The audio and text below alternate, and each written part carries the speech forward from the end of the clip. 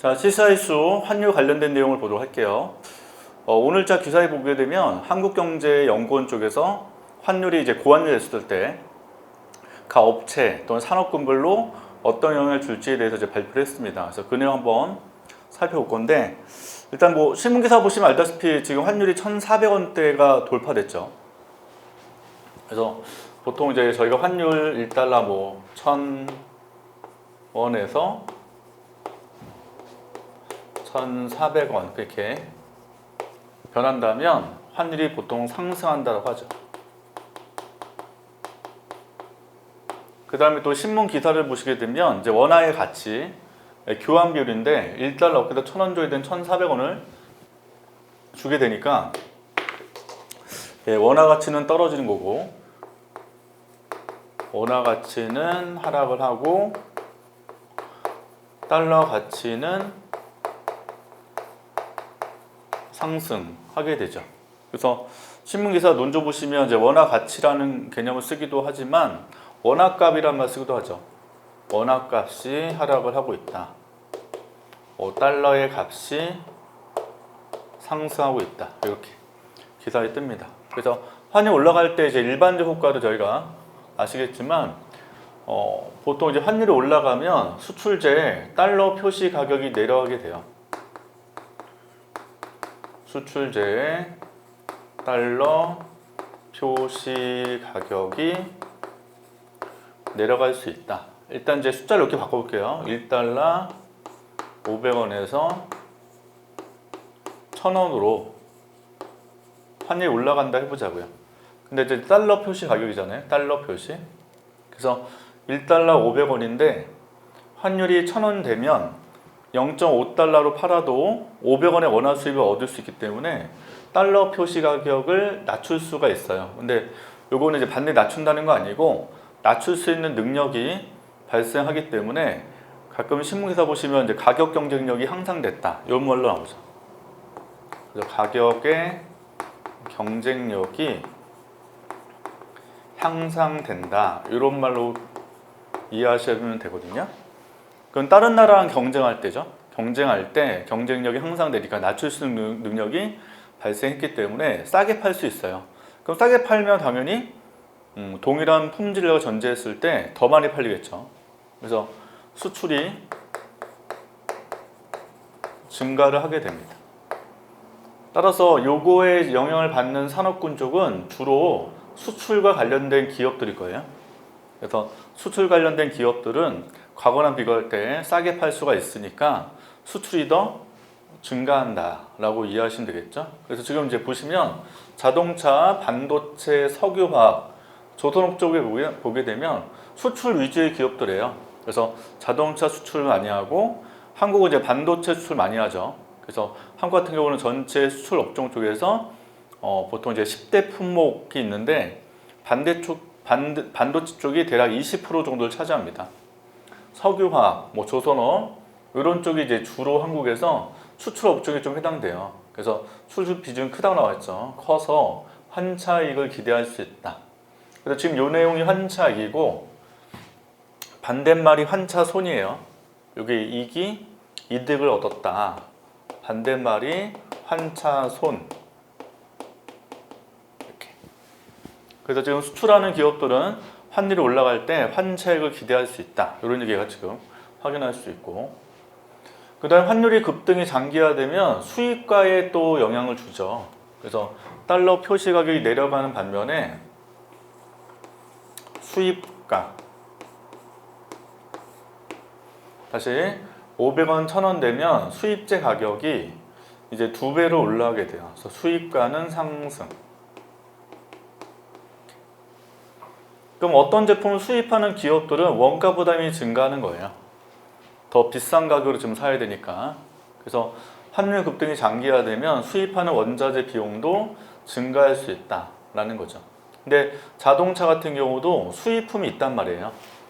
좀 자동차 보시면 요즘에 가장 이슈되는 게 자동차 반도체 이슈죠. 저 반도체 종류가 무지 많은데 자동차 반도체 업체들이 또 외국에 있게 되면 그 관련된 제품을 수입을 할 때 수입 원가가 지금 비싸진단 말이에요. 자, 반도체도 마찬가지로 일반적 반도체 우리나라 같은 경우 보면 핵심 소재가 있거든요.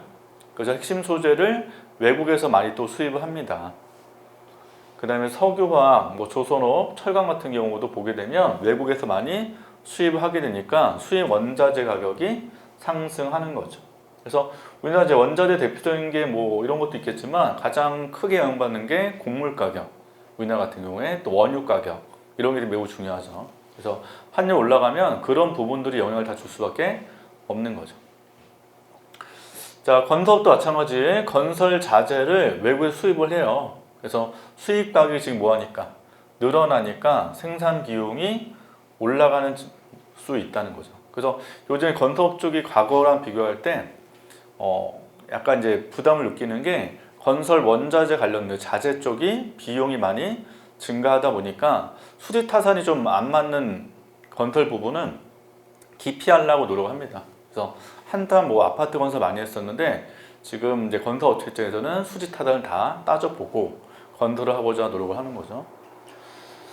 자, 또 건설업 중에서 내수 위주의 건설이 있겠지만 해외 건설 비중이 큰 데도 있을 거예요. 그래서 역시 수출 업체이기 때문에 환차익의 수혜를 입을 수도 있다라는 거죠. 그래서 지금 업종별로 이득 보는 게 있고 손해 보는 게 있는데, 자, 유통 나오네요. 유통 같은 경우는 외국인 관광이 늘어나는 긍정적 측면이 있다라고 되어 있잖아요. 자, 환율이 지금 올라갔어요.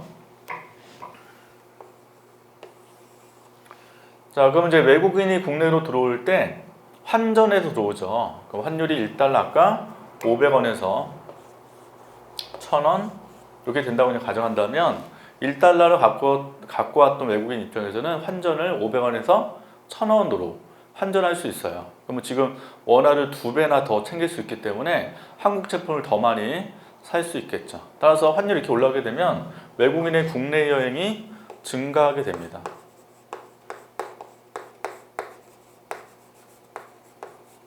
여행은 뭐하더라? 증가하더라. 자, 반면 한국인은요.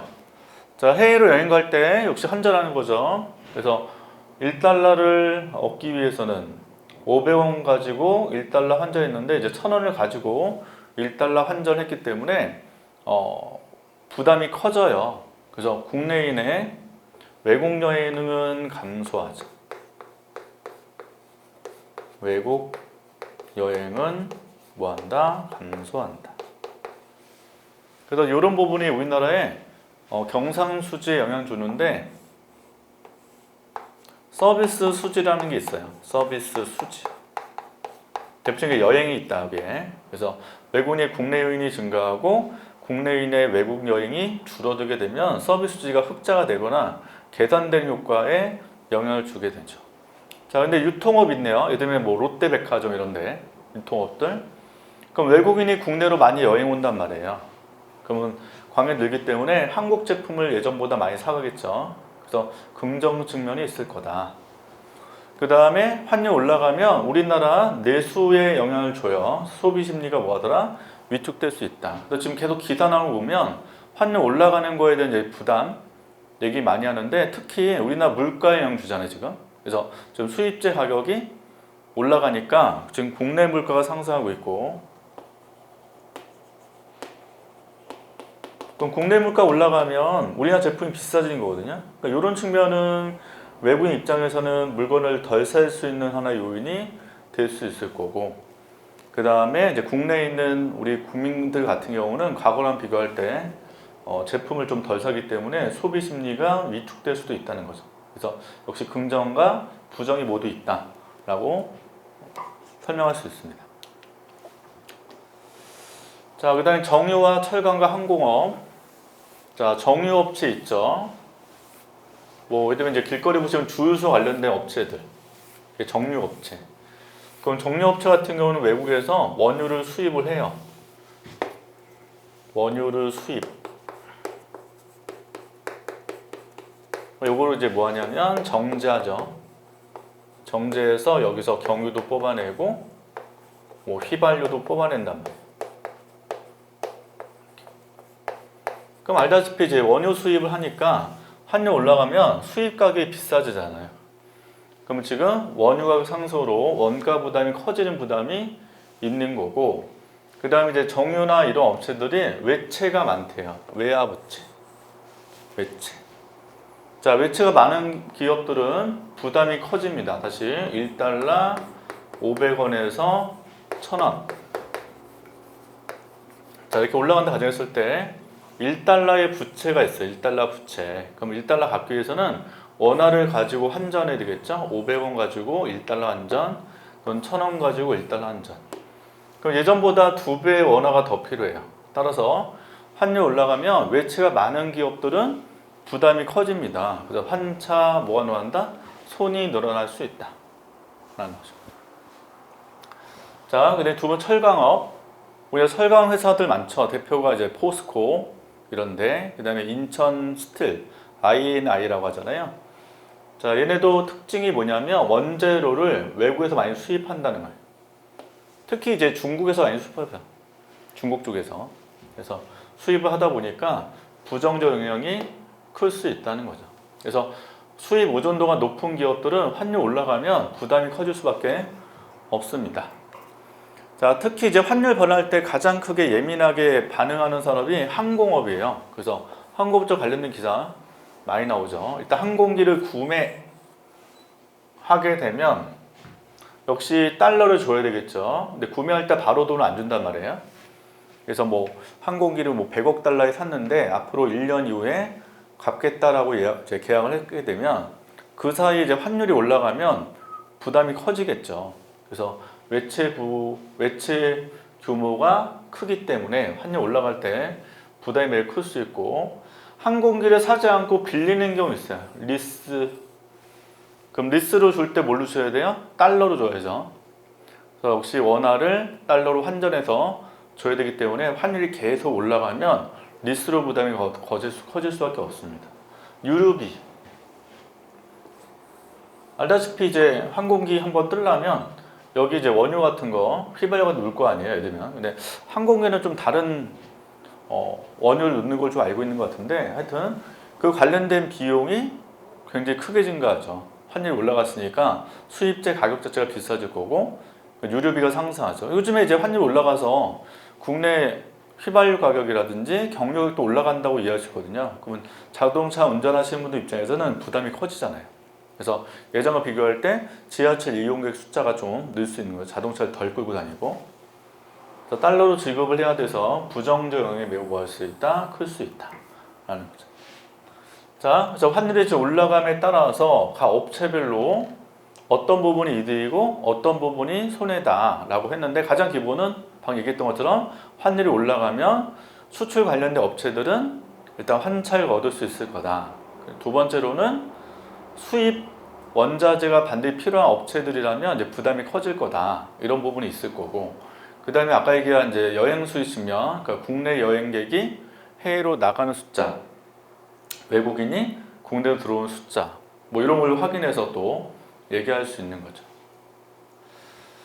자, 최근의 경황, 예전과 좀 다르다는 거예요. 보통 환율 올라가면 가격 경쟁이 높아진다고 말씀드렸죠. 기업의 경영 지표가 일반적 계산된 효과가 있는데, 여기 해당되려면 가장 기본이 수출 업체이어야 돼요. 가장 기본은. 그래서 수출 관련된 업체인데, 보통 우리나라 수출 관련된 업체가 되게 많죠. 대기업, 중소기업. 근데 보통 이제 금액 비중으로는 대기업이 월등히 크니까 얘네는 경영 지표가 개선된 효과가 있단 말이에요. 근데 현재는 문제점이 뭐냐? 글로벌 통화 약세라는 겁니다. 즉 달러 강세죠. 요즘에 특히 미국 금리 인상으로, 최근에 미국이 0.75% 금리를 또 인상해서 달러 강세가 더 강화되고 있고, 그 달러 강세되니까 다른 나라 통화가 다 약세되고 있어요. 옆에는 뭐 엔화도 약세, 뭐 중국 위안화도 약세, 뭐 유로화도 약세, 한국 원화도 약세, 이런 식으로.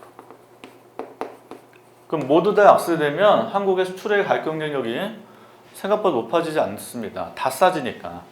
그래서 지금 이제 다른 나라는 다 여전히 강세, 약세가 안 되고 한국의 원화만 약세면 이득이 될 수 있겠으나 세계적으로 다 근로통화 약세이기 때문에 효과가 뭐고 있다? 상쇄되고 있다는 거죠.